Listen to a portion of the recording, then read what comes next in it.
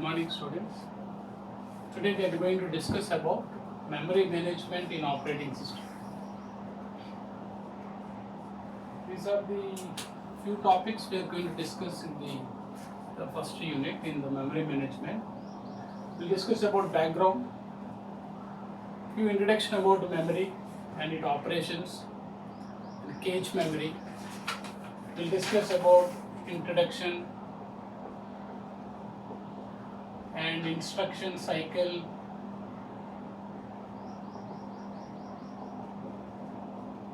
how an instruction is executed, and followed by cache memory, why we need a cache memory. These things will be discussed in the background. Next topic, in basic hardware, how operating system give protection for each and every process. For example, in detail we'll discuss, now outline I am telling. Second topic is basic hardware.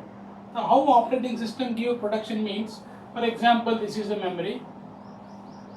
In this memory, operating system P1, P2. One operating system and two processes are available. See, P1 cannot access operating system. This access should be denied. We should give protection for the operating system memory. And P2 should not access P1. This access should be denied. We should give protection for P1.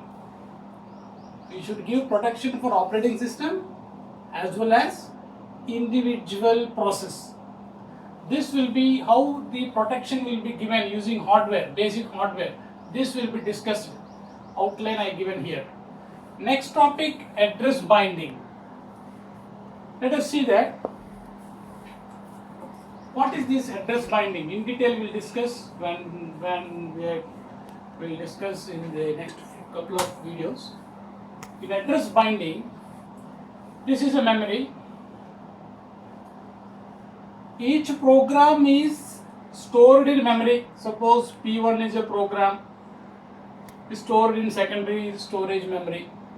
These are the program. For example, P1.C is a C program you written. This program address is changes in different ways. How it is? For example, this is source code. Source code. Source code is given to compiler. Compiler gives object code, OBJ, and this is linker. Linker connects one or two OBJ files from linker to loader. Loader loads into the CPU to execute. In all these stages, address changes. All these steps, address changes. For example, see source code. We are going to use numericals. Int A, int B, int C. What are these int A, int B, int C? These are all addresses. It has to be changed. In compile time, it will be changed when it is converted into object module. And linker adds one or two object files. And it generates one more module and gives to the loader. Then finally loader changes its addresses. And it starts giving for execution. See, this address binding means the user program which are written in the memory, it is going to change in the due course of time. In source file one address, and after compilation one address, after linker one address, after loader one address. We'll use here absolute address,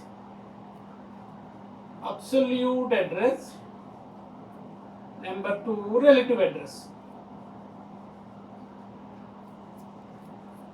This will be discussed when we discuss in detail address binding.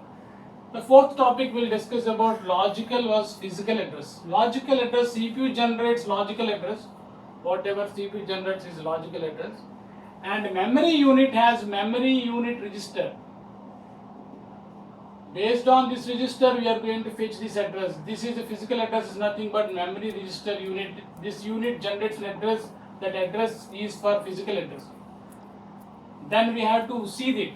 What is the scope of the logical space, address space, physical address space? In detail we'll discuss here. Fifth one, dynamic loading. So dynamic loading is a very, very important concept, my dear friends. In detail we'll discuss. Now outline I am giving.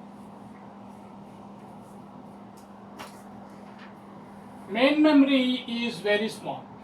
Main memory is very small when compared to the secondary memory. This is secondary memory, this is main memory.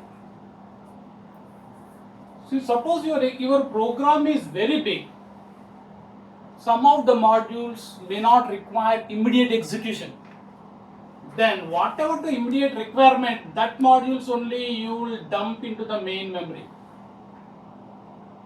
That is called dynamic loading. Whenever you require a particular module,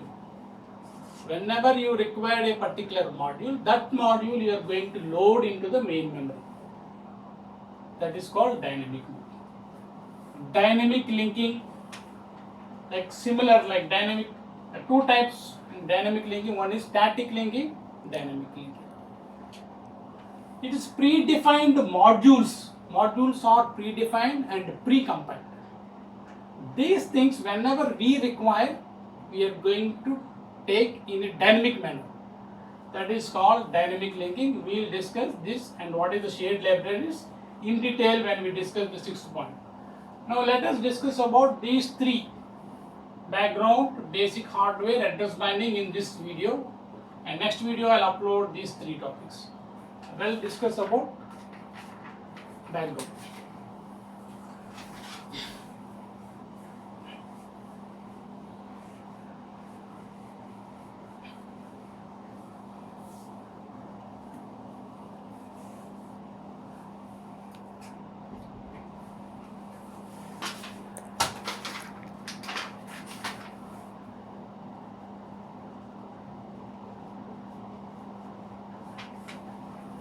Memory is a collection of words.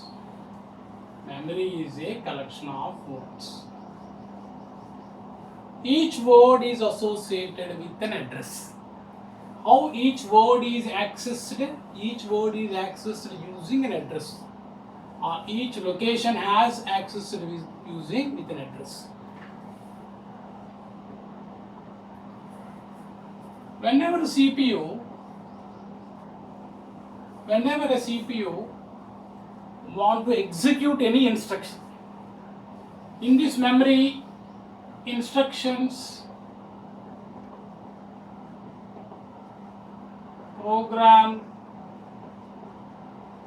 data, everything we can store in this memory.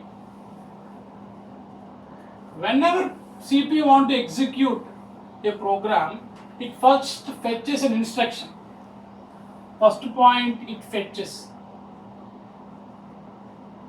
an instruction. Suppose instructions are here: instruction 1, instructions 2, instruction 3 are there. Suppose first instruction it want to fetch, then it follows program counter. Program counter should have the instruction. Based on the program counter, CPU fetches the instruction. Program counter always shows what is the next instruction to be executed. Based on that, CPU fetches the instruction. After fetching, it decodes the instruction. Decodes the instruction. After decoding, it executes. After executing, store in memory. Result should be stored in memory. What should be stored in memory? Result. Fetch the instruction, decode the instruction. Decode means understand what to do. Suppose addition of two numbers. Addition of two numbers. The two numbers are also is available in memory, for example. Again, you have to access this memory to get these two operands. After fetching these two operands, suppose this is A, this is B, two variables are different locations. These two variables to be fetched. After getting these operands, you have to do some operation, for example addition. C, one more variable, I want to store C here. After execution, after addition, I want to store C here. So like this, my dear friends, the memory instructions are fetched by CPU in three phases: fetch, decode, execute, store in memory.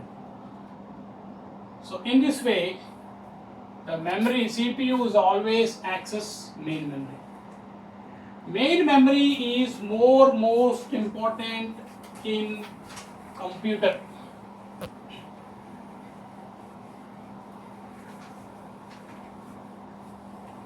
There are two types of memories are there, my dear friends. CPU, main memory,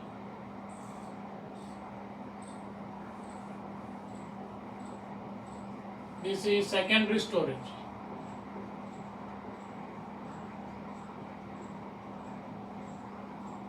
This is secondary storage.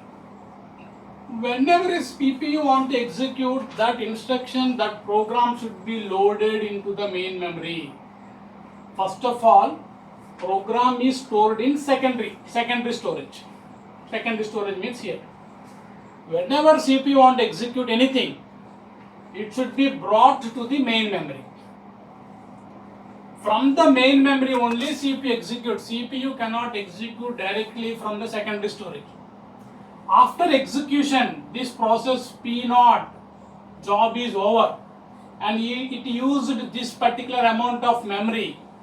After that process is terminated by CPU, this memory is reallocated to some other process. This memory will be free. Some other process, suppose for example P0, P1, one more process want to access main memory. The P1 can access now this memory. So main memory can be reusable. Any number of process after terminating, after coming out from the main memory to secondary memory, any process can be used a particular memory location in the main memory. Understood, my dear friends? Next topic, is it fast CPU every time using the main memory? Is it fast? The CPU execution will improve using like this, main memory from secondary memory, main memory. My answer is no. Why? CPU execution is very fast, very fast. Whereas accessing main memory for every time is very slow. Accessing main memory takes so many memory cycles, so many CPU cycles. Every CPU has registers. Every CPU has, I think you studied microprocessor subject in 8085, 8086. In these two subjects, if you studied this microprocessor of Intel, you will come to know each CPU has registers. Register is a temporary storage of a particular processor. Whatever the operation will be done, it will be done in the registers. Then it will be stored into the main memory, from main memory to the secondary storage. See, operation done in the registers is in the same clock speed of CPU. Whatever the CPU clock speed and register accessing are more or less same. Whereas accessing main memory takes more CPU cycles. What does it mean? Every time CPU should wait for main memory. If it is executing, the CPU is executing some instruction, it executes very fast and it stalls. It's called stall. CPU stall. It waits for the main memory every time to get. This is time consuming process for CPU. CPU should be utilized properly. Every time is waiting for the main memory is not advisable. And what is the remedy? The remedy is in between CPU and main memory, a fast memory is advised. What is that fast memory? Is nothing but cache. Cache is nothing but a buffer. We'll place here in between main memory and CPU cache. This is a fast memory. Whatever the frequent variables or data required by the CPU, always it stores in cache. Whenever CPU wants, it fetches from the cache and it is given handover to the CPU and executes fast. Why we need a cache? To avoid delay for the CPU. Now CPU no need to wait for the memory cycles. So it's very fast. If whatever the instruction CPU wants, it doesn't find in cache, then cache gets from the main memory and it is loaded into the cache. From the cache, it is going to execute. See the process of, this is hierarchy. This is first one, registers are placed in CPU. Registers are a primary processing storage for the CPU. Next followed by cache, main, second. This is the cache. What is the importance we are seeing? Now let us see the cache memory. What is its speed? What is its speed and what is its bandwidth? Now let us see the speed and bandwidth of a cache with one small example.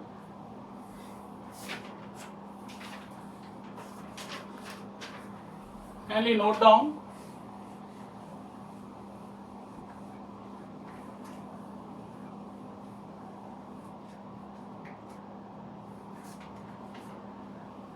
This is access time in nanoseconds. For registers, it is 0.252, 0.5. For cache, 0.52 to 25. For memory, 80 to 250. For disk, it is 5000.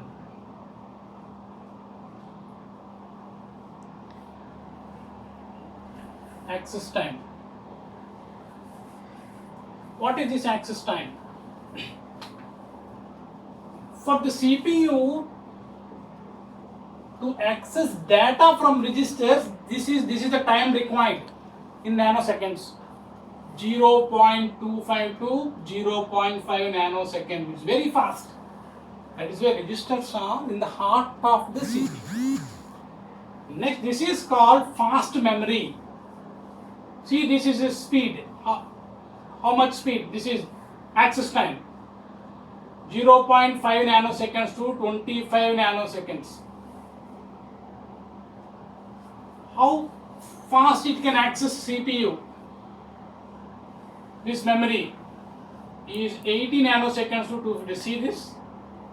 Disk is 5000 nanoseconds. This is very slow, very slow. Slow. Fast. Very fast. So what is our conclusion by looking at this diagram? So cache is very much required. That is why to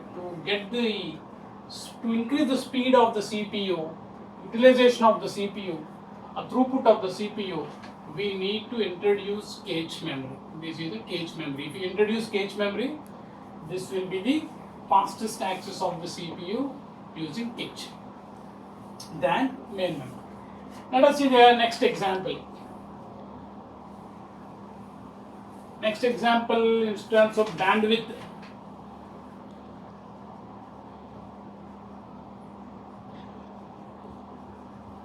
Bandwidth in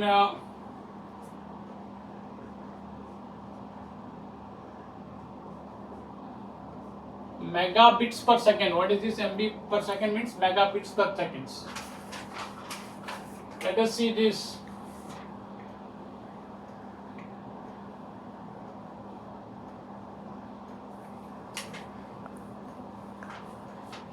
$20,000 to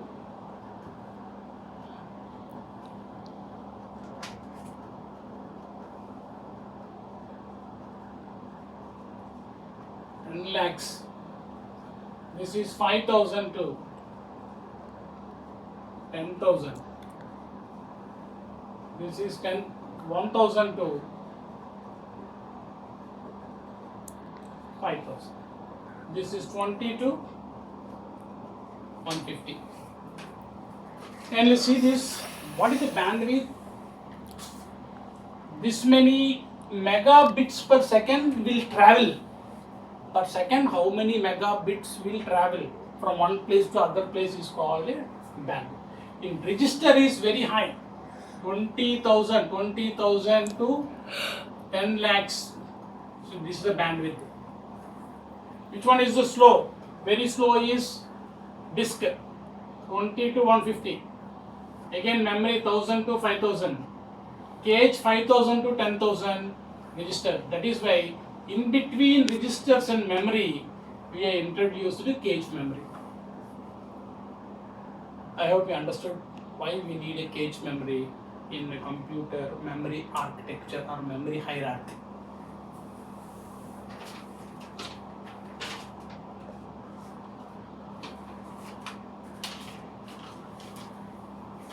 Next topic we will discuss about cache coherency.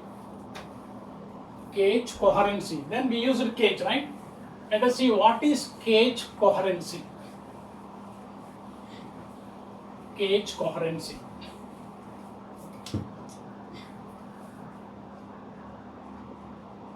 Cache coherency. Cache coherency. This is very important. A question every time they'll ask you, what is cache coherency? For example, in a magnetic tape or solid state drive or a tape, this is a secondary.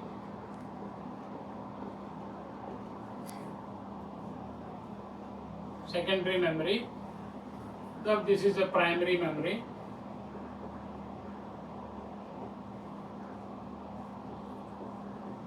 This is cache.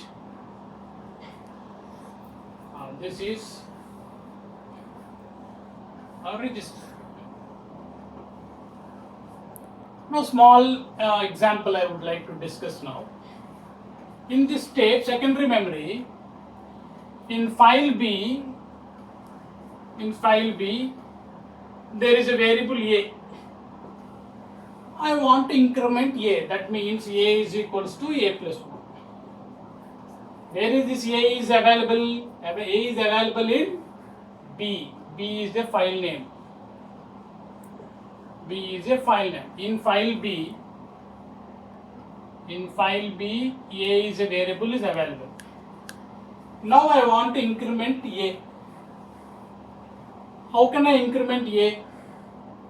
Any operation execution will be done only in CPU registers.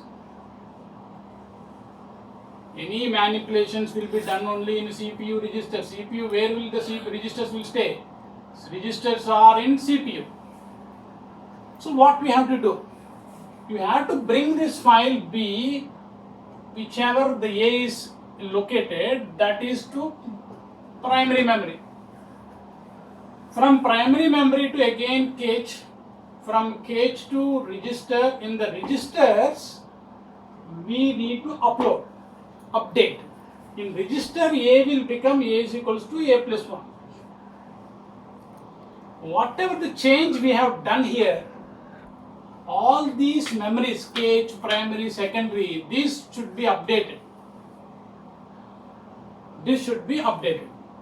Otherwise, inconsistency happens. Here at the registers, A is A plus 1. Suppose A is 5, A is equals to 5. At the registers, what is that right now? At register A is 6.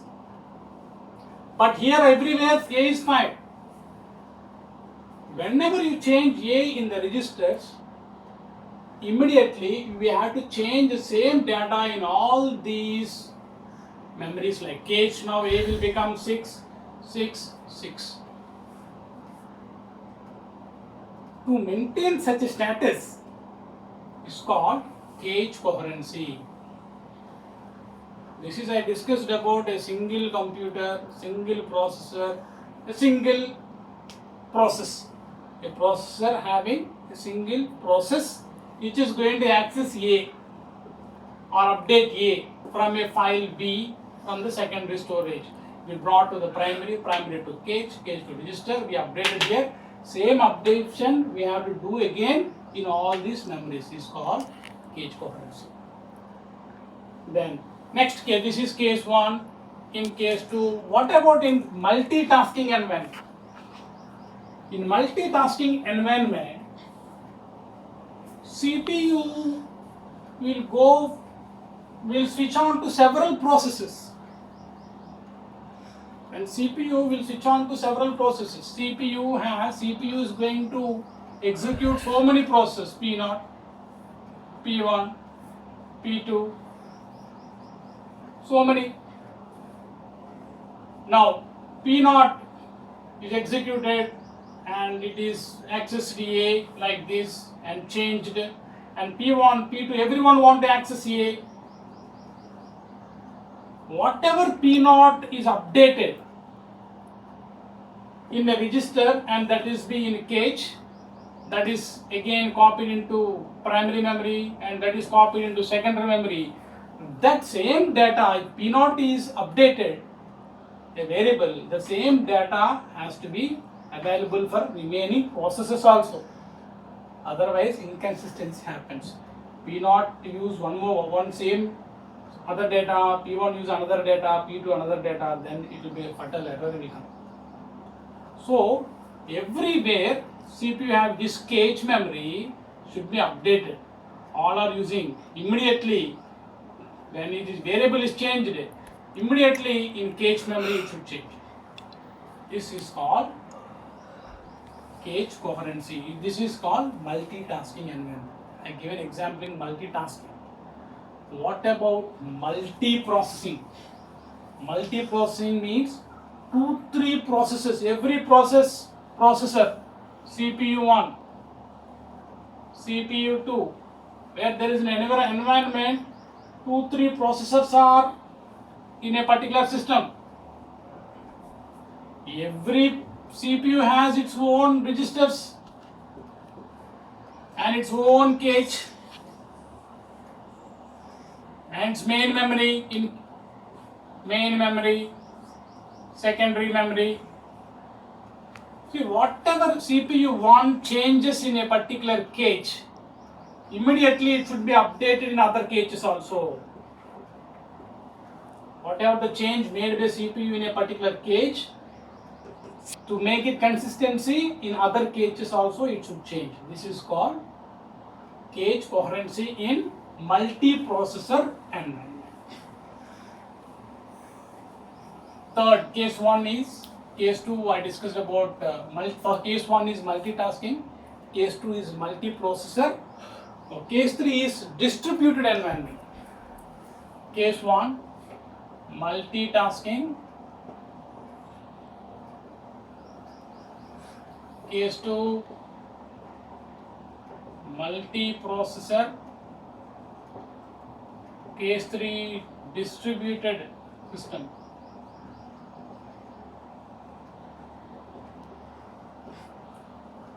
In distributed system, systems are in far places, different places. If one system is here, another system is far away, the another system is far away place. One system changes the cache, immediately they should connect each other. In all the caches of all these 3 systems which are apart from distant places should be changed immediately to maintain consistency. Then this concept is called cache coherency. This is the basic concept of the memory what we discussed. Let us revise what we discussed in the basic concept of the memory. how memory is fetched and executed: fetching, decoding, and executing.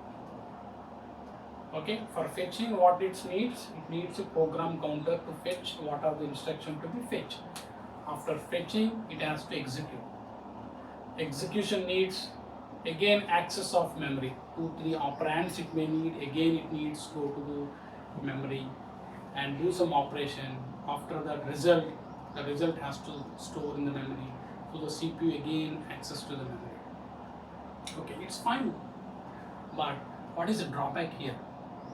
Accessing memory needs several CPU cycles. Accessing CPU registers need a single cycle or no cycle sometimes. So CPU needs more cycles means CPU is waiting for the memory every time.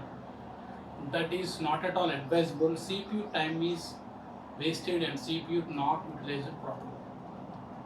So in order to overcome that, we are going to introduce a fast memory called cache memory. We have seen that in cache memory, using cache memory, how it's the speed, we have seen that speed and bandwidth. And cache memory, by using cache memory, the next problem comes cache coherency. So how to overcome the cache coherency in 3 environments. One is multitasking, multiprocessor, and distributed systems. With this, we are concluded about the basic concepts of the memory in operating system. Next topic we'll discuss about hardware protection of the operating system. That will be continued in the next video. Thank you.